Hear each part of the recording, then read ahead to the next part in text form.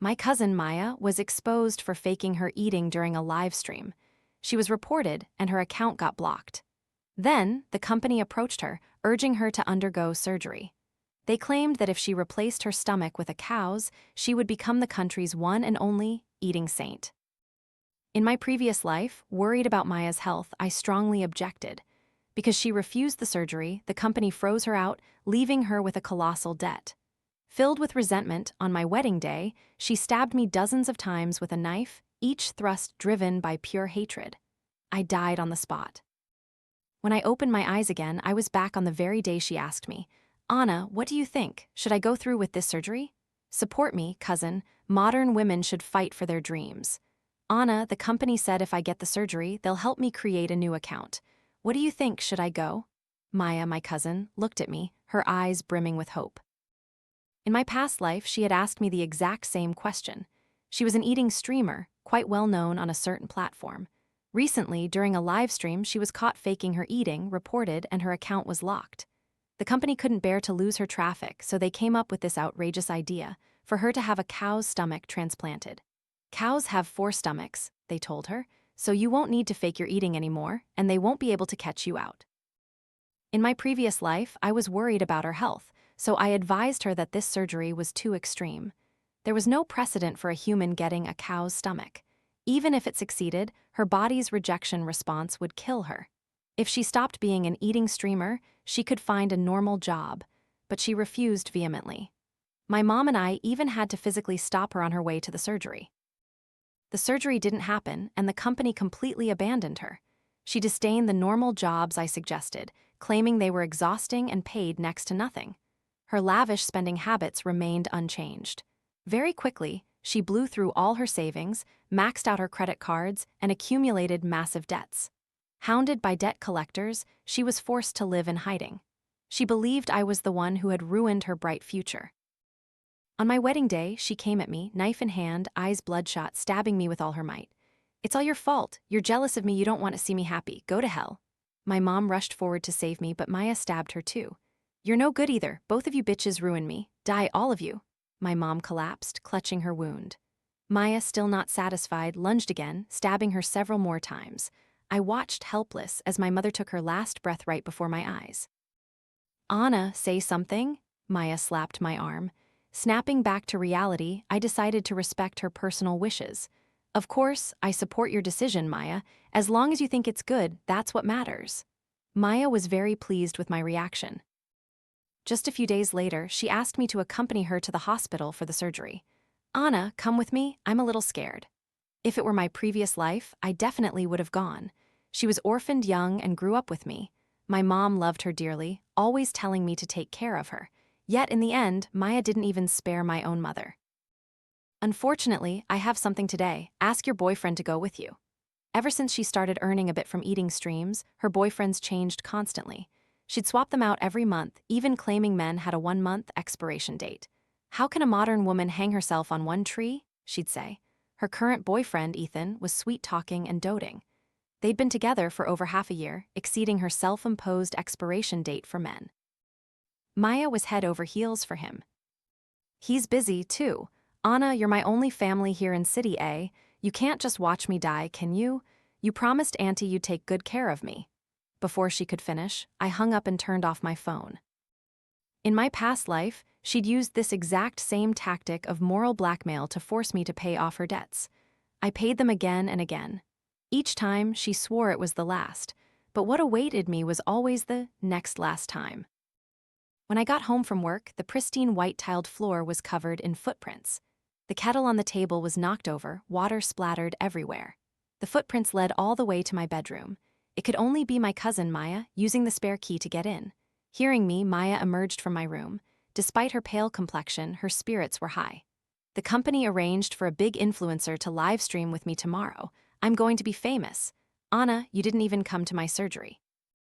"Mom will surely scold you if she finds out. If you don't want me to tell her, just quit your job and take care of me. You know, I just had surgery. I need someone to look after me. If you do, I'll be the bigger person and forgive you." I didn't want much contact with her, so I made an excuse and checked into a hotel. My mom called me back home with a barrage of urgent calls. Since Maya's surgery, I had given up my apartment to her and was staying at a hotel. The moment I reached the front door, I smelled the rich aroma of chicken soup wafting from inside. Your cousin just had surgery, and you don't even know how to take care of her. We're family, we should help each other. Empty bowls were piled high on the table. My mom was still busy in the kitchen. My heart ached. I pulled the exhausted old woman down to sit. She had raised us single-handedly, worked tirelessly, finally retired, and now she was still toiling away.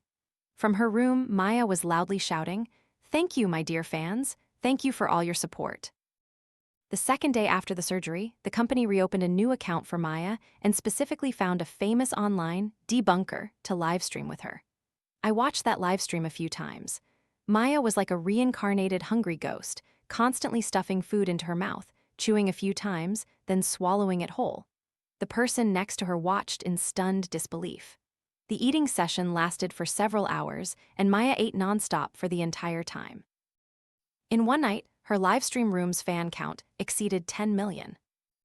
She told me all this after the livestream ended in the early morning.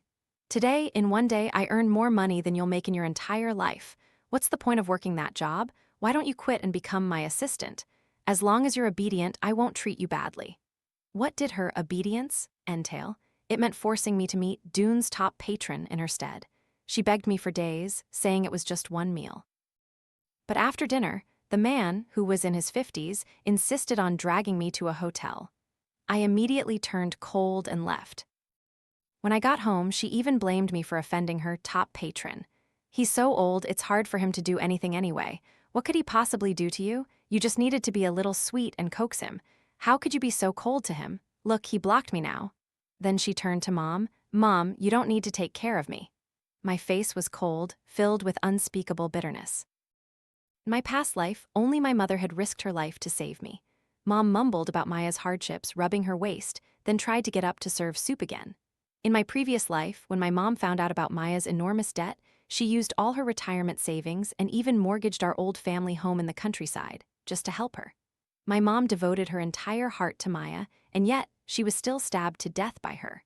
Mom was stubborn, so I could only go along with her wishes. "My cousin just had surgery, she needs care. There shouldn't be any danger in real life." Maya opened the door, anxiously urging my mom to bring in the soup. In just a few days, Maya had gained a whole size. But strangely, she had only gained weight from her chest downwards. No wonder I hadn't noticed it on her live streams before. She glanced at me, let out a soft HMPH, then sweetly thanked my mom. On live streams, she acted polite, but I was surprised she was the same in person.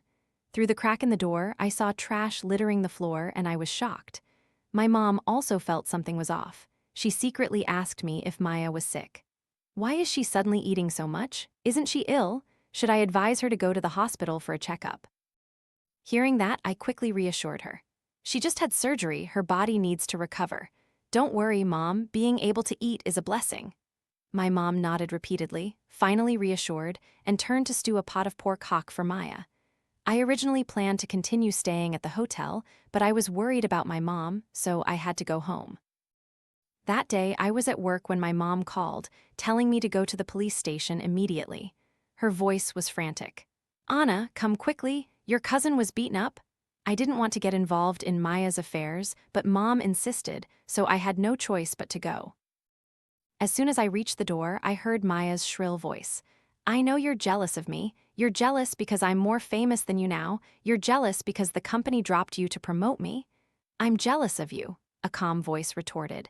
"Jealous because you'll turn into a monster later." I pushed the door open. The room immediately fell silent. My mom rushed over, telling me to demand justice for Maya. I reassured Mom that with Maya's personality, she wouldn't let anyone get away with anything. She'd get her revenge. Indeed, the police stated that Maya had provoked the fight and struck first, all captured clearly on camera. At this point, Maya still refused to shut up, just screaming to call the company. "Yes, Ms. Lee, I can't livestream tonight. My face is swollen from being hit." Yes, it was her. The company absolutely has to get me justice. Then the other girl's phone rang. She answered, and I couldn't hear what was said on the other end, but her face kept flushing red then turning pale. After hanging up, she immediately wanted to withdraw the complaint. The first time I saw this girl, she looked familiar. Hearing her voice, I finally remembered. It was Chloe. In my previous life, when we stopped Maya from getting the surgery, Chloe was the one who went through with it. In my past life, they were rivals in the same company. I distinctly remembered Maya holding up Chloe's live stream video, complaining to me, "It's all your fault, Anna. If it weren't for you, that would be me in that video right now." Given what she had just said, could Chloe also have reincarnated? I decided to find her and ask. "Hello," seeing her about to leave, I was about to chase after her when Mom held me back. "Your cousin is hurt. Where are you going? Take her to the hospital." By the time I turned around, Chloe was long gone. Behind me, Maya was screaming in pain. My mom kept urging me to take her to the hospital. Maya adamantly refused, saying her live stream tonight was about to start. My mom tried to persuade her, but I stopped her. "Mom, she makes millions every minute. If you stop her from making money now, she might actually fight you. Be careful." My mom scrutinized Maya, saw that she was still moving around perfectly fine, and indeed had no serious injuries, so she finally gave up on the idea of going to the hospital. But Chloe's words just now had terrified me. Staying close to Maya any longer, I feared, would be dangerous. Better safe than sorry. I picked up my phone and sent a message. "I can help you, but you have to listen to me." The other party quickly replied, thank you so much." A few days later, my mom called me. Over the phone, she angrily declared that she would no longer concern herself with Maya's affairs. I breathed a sigh of relief. Unexpectedly, Maya's boyfriend Ethan also had some tricks up his sleeve. Seeing Maya's renewed online popularity, he couldn't bear to abandon this rising cash cow, so he wanted to rekindle their relationship. But Maya, still upset about their previous estrangement, hadn't forgiven him. So, he came to me for help. I initially didn't want to get involved, but that day, hearing Chloe say Maya would turn into a monster, I suddenly thought of a way to get my mom to leave. The apartment Maya was living in now was one I had bought just a few years ago. The first down payment had depleted all my savings at the time, and I was still paying off the mortgage. As my first home, I cherished it deeply. Ever since she was little, Maya always wanted whatever was mine. Seeing how much I loved this apartment, she had long set her sights on it. She had always wanted me to give it to her, which, of course, I never agreed to. I asked Ethan, "Do you really want to get back with my cousin, even if it might cost you your life later?" He was quite frank. "The most painful thing for a person isn't being alive but having no money. As long as I have money, a short life is fine."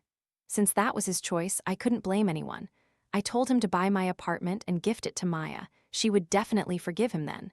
My only condition was that after he moved in, he find a way to get my mom to leave. He didn't understand why, but he did as instructed. Sure enough, my mom got angry and returned to the countryside. The moment the contract was signed, Maya had a smug look on her face. After she started earning money, she had once offered to buy this apartment from me, but I still refused. "Anna, what happened? Didn't you love this apartment? Why sell it? Are you short on cash? If you are, you should try live streaming too. But you don't have that kind of luck, do you? I heard the company only did the surgery for me because they saw my potential." I wouldn't dare to accept such luck. Barely 10 days passed, and Maya had gained another size. It felt as if her body was visibly lengthening, and her legs were becoming shorter. Her stomach was distended, like that of a woman several months pregnant, yet her face and hands remained as slender as before, an utterly grotesque sight. Her whole body resembled a bipedal cow, emitting a faint animalistic odor that mingled with the smells of various foods in the room, making it nauseating. At this moment, Maya was leaning on her boyfriend's shoulder, looking like a deeply in love couple. In my past life, Maya's colossal debt was partly linked to this same Ethan. When I stopped Maya, the company abandoned her, and this boyfriend also vanished. Unable to cope with the drastic change, Maya frantically threw money at him. Eventually, he was lured back by her money. Very quickly, Maya blew through all her savings. Her boyfriend then began to incite her to take out online loans, various quick loans, even naked loans on all sorts of platforms. The more she borrowed to pay off existing debts, and soon enough she was bankrupt. When the debt collectors came knocking, Ethan had completely disappeared. Maya, driven to a corner by her creditors, then saw Chloe's live stream glittering donations filling the screen. She believed that if I hadn't stopped her, she would have been the one enjoying that wealth and glory. She thought I had ruined her life, and that's why she stabbed me to death. After signing the contract, I turned back to see a fly buzzing around Maya. Why were there flies in this weather? It must be because Maya wasn't clean.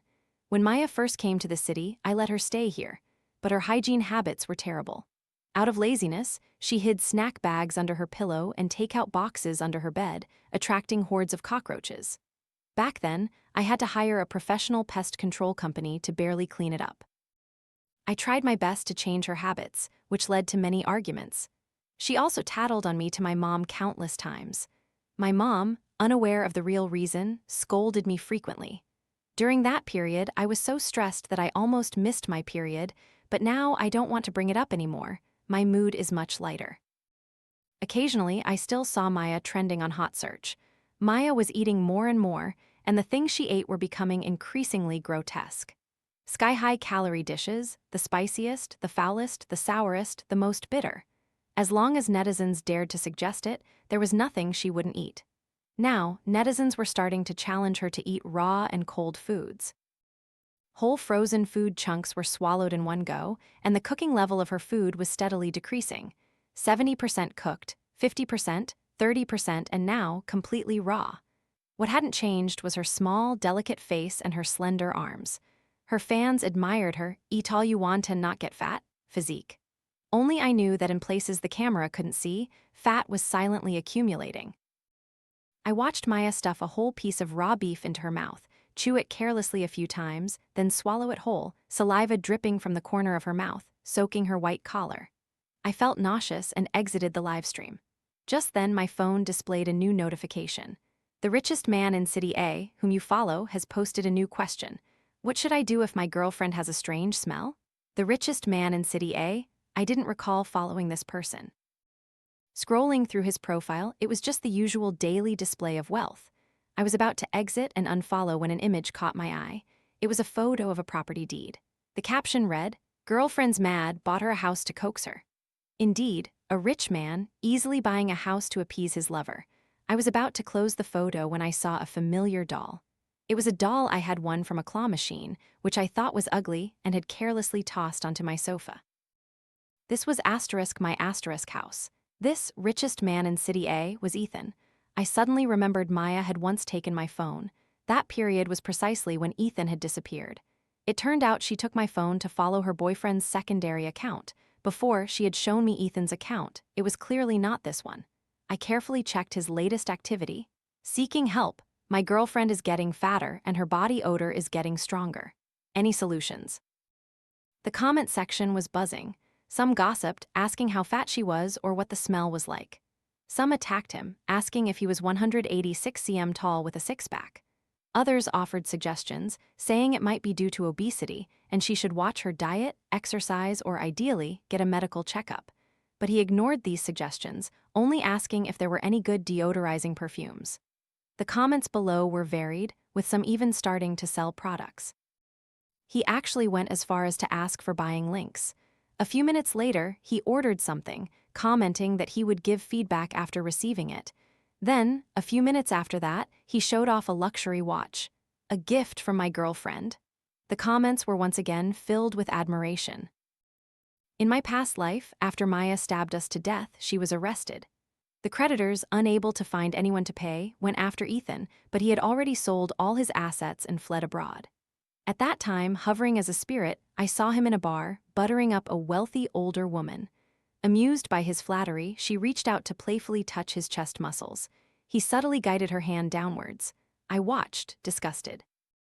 At that moment, I thought he and Maya were truly a match made in hell. They absolutely deserved to be locked together. My phone still occasionally displayed notifications about new messages from Maya's boyfriend. Until today, my girlfriend has been a bit strange lately. She started headbutting people frequently. The comment section was full of teasing remarks, assuming it was just part of their couple's games. Only I had a vague feeling that something was seriously wrong. I hoped it wouldn't reach a point where she truly mutated and disrupted social order. Remembering Chloe's words, I started inquiring with Maya's company about her situation. I finally managed to reach someone, saying I wanted to find Chloe for an advertisement. They told me Chloe had quit. I quickly asked if they knew where she was now. The person irritably replied, "I don't know. then started pitching other streamers to me, claiming they'd bring in better sales. As soon as I hung up, Maya's boyfriend called. "Anna, you have to come over now." Maya's gotten really strange. Still unable to resist my curiosity, I found myself standing at Maya's front door. At that moment, Maya was panting heavily, her eyes bloodshot, head lowered, ready to charge. "Maya," I called out tentatively. She snapped back to awareness, a half-smile forming on her lips. "Anna, why are you here? Ethan, come over here." Maya's stomach had accumulated countless layers of fat, each layer almost touching the ground. The skin on her abdomen was so slick and shiny, as if the fat inside was about to burst out. Maya's legs also looked thicker. Ethan secretly pulled me aside. "She's been very strange lately. She sleeps with her eyes open at night, always has a weird smell, and attracts flies and insects. No perfume I use can cover it. Don't you see her, Anna? Her face is small, but her lower body is as fat as a cow's. Should I advise her to go to the hospital for a checkup? Advise her so she can stab me to death again? In my previous life, I was a good person and she repaid me with vengeance. I'm not that foolish this time." "Ethan, you can't just insult the cook after eating a meal. Isn't this entire room full of luxuries something my cousin bought for you? My cousin works so hard to earn money. How can you doubt her?" I deliberately spoke loudly. Ethan quickly told me to lower my voice. Maya indeed glared at Ethan venomously, but because I was there, she couldn't openly lose her temper. After all, she was still updating her happy life on social media every day. Maya was still resentfully demanding Ethan come over. He clung tightly to my hand, not letting me leave, afraid that if I left, Maya would beat him to death. "Anna, wait a moment." Maya refused to go to the hospital, saying she ate well, slept well, and had no problems. "Just wait a bit, I'll ask the company." Since Maya and her boyfriend reconciled, she had arranged for the company to also sign a contract with his account, covering their daily life as a couple. I don't know what the company told him, but after he hung up, he was completely at ease. The company said they asked the surgeon, and they said it's normal. She's just under too much pressure, which is why her temper has become so irritable. The company told me to just indulge her. A company that could come up with the idea of transplanting a cow's stomach into a human wouldn't truly care about their lives. I told Ethan that if there was nothing wrong, I would leave, but Ethan immediately looked awkward and asked me to accompany him to the hospital. I told him to go by himself, but he just sat straight into my car, directing me to the hospital. Along the way, he complained incessantly. Now Maya is as fat as a pig, making me lose interest more and more. I only complimented another streamer when I was online, and Maya got angry. She doesn't even look at herself now. Only I can tolerate her. Anyone else would have broken up with her ages ago. As he spoke these words, he was still texting Maya. Their exchange made my skin crawl. It wasn't until Maya agreed to buy him a limited edition watch that Ethan finally smiled. Ethan said, "That's more like it," then closed his eyes to rest. I had originally planned to drop him off at the hospital and leave, but he took my car keys, telling me to drive him back later. It truly proved the saying, "Birds of a feather flock together." The test results came back quickly: parasitic infection. I haven't eaten beef recently, so why is the doctor saying I have beef tapeworm? Maya was right, doctors are all frauds. With that, he carelessly tossed the report into my car. I examined the report carefully. Indeed, it stated beef tapeworm infection. After dropping him off, I floored the gas pedal and sped away. I drove to a car wash, sterilizing my car meticulously. The moment I got home, I saw my fiancé waiting at the door, or rather, my ex-fiancé. After reincarnating, I had broken up with him. He had been looking for me ever since, asking for a reason. In my past life, we stood on stage exchanging vows, gazing lovingly into each other's eyes. Suddenly, I saw Maya, radiating malice, approach from behind him. I had a bad feeling and tried to push him away, but to my horror, Maya's target was me. I looked at him for help, but he was so terrified he nearly fainted, dragging his parents and fleeing. "Give me a reason, Anna, otherwise I won't have peace of mind." I didn't know how to explain it to him, so I just struggled to break free from his grip. "She doesn't like you anymore. Why do some people refuse to take a hint and just cling to others? Miss, do you need me to call the police?" It was Chloe. Why was she looking for me? My ex-fiancé saw her actually pull out her phone and quickly blurted, "I'll find you again next time," then ran off just like in my past life. "I heard the company say you were looking for me." I didn't deny it, asking her directly if she had also reincarnated. She didn't deny it either. "You're not looking for me to ask if your cousin can still be saved, are you?" I shook my head. She burst out laughing, saying I was truly cold-hearted after reincarnating. It turned out she knew I had been stabbed to death by Maya in my previous life. "I was going to advise you not to interfere in her affairs. She's a white-eyed wolf." Chloe, you could say, was Maya's mentor. Maya was guided little by Chloe, but after Maya became famous, she wanted to surpass Chloe, even resorting to unscrupulous methods to defame her. She originally planned to find a debunking blogger to maliciously defame me. That blogger happened to be someone I knew, so he conveniently exposed her fake eating. After her fake eating was exposed, her account was reported by angry fans and locked. So, Maya deliberately created a secondary account to manipulate public opinion, claiming she was being persecuted by Chloe's fans and that Chloe was orchestrating everything. Maya's fans then started all sorts of public opinion manipulation to defame Chloe. The company had originally intended to use the rivalry between the two to attract more traffic, but with one account locked and the other losing half its fans, the company became anxious. So they wanted Maya to start over. At that time, Maya was stopped by you and your family, so she couldn't go. The company then wanted *me* to undergo this surgery. If successful, this surgery would indeed bring me huge benefits. But I was also scared, so I asked my parents for their opinion. Do you know what my parents said? "Then what are you waiting for? Such a good opportunity, why are you still asking?" "Oh, right, your younger brother is getting married soon. Send money home quickly. We need to prepare for the bride price and a wedding house." She chuckled bitterly, saying she was very envious of Maya having me and such a family. If her parents had advised her then, perhaps she wouldn't have had to endure all that happened later. In that life, Chloe went through with the surgery. After the operation, there was no rejection reaction as feared. She adapted very well. She ate more and quickly became the most famous eating saint online. But gradually, she started to feel that no amount of food was enough. Over 10 hours a day were spent eating. She ate so much that eventually, she lost consciousness, only aware that her mouth and hands were still moving. When she woke up, she had reincarnated. She never expected Maya to undergo the surgery this time. Chloe said that although she didn't know what happened afterward, she vaguely felt something was wrong. This time, after reincarnating, she was prepared to refuse the surgery. My words might sound cruel, but I'm truly glad it was Maya who had the surgery this time. Good people should be rewarded. I thanked her for specifically seeking me out. You and Mom genuinely cared for her, but she didn't appreciate it. Chloe said that after meeting my mom the last time, she worried my mom wouldn't be safe staying with Maya, so she wanted to come and advise me. But she didn't know how to broach the subject. After all, reincarnation sounded absurd. Luckily, I had also reincarnated. Chloe told me that my cousin's current symptoms were not far off from the point when she lost consciousness in her previous life. She told me to stay away from Maya. After returning home, I immediately arranged a luxurious trip for my mom, carefully scheduling the travel dates. Based on the timeline Chloe provided, it should be enough. My mom hadn't reincarnated, and I feared that by then, she would soften again and bring disaster upon herself. Ethan's secondary account still occasionally showed new questions. Why is my girlfriend staring at me? How to effectively deal with flies in the house? Will sweat glands truly no longer cause armpit odor after this? The comments below were still numerous. Netizens, like gossipy spectators, bounced back and forth between questions. Even some kind-hearted netizens who genuinely cared about his problems were ignored by him.